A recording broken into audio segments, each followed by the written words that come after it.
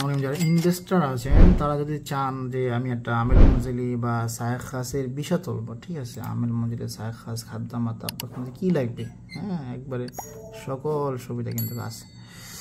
কিন্তু বিষয় হইল ভাই, বিষয়টা কি জানেন, দেখেন বাংলাদেশি নাই, বাংলাদেশি ইনভেস্টর হলো উনি হলো বাংলাদেশি, কিন্তু বাংলাদেশি ভিসা নাই।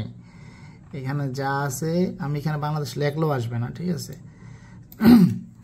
আমি যদি বাংলাদেশ লিখি আসবে না, কারণ বাংলাদেশ লিস্টেই নাই, ঠিক আছে।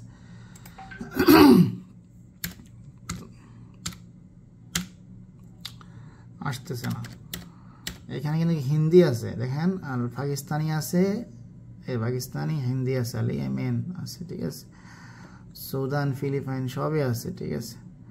কিন্তু আপনার বাংলাদেশ কই নাই, তো নাই, নাই লিস্টে বাংলাদেশ নাই। অথচ যেটা বোঝা গেছে হয়তো আবার যদি পাকিস্তানিরা ইনভেস্টর থাকে তাহলে বাংলাদেশিটা আসবে।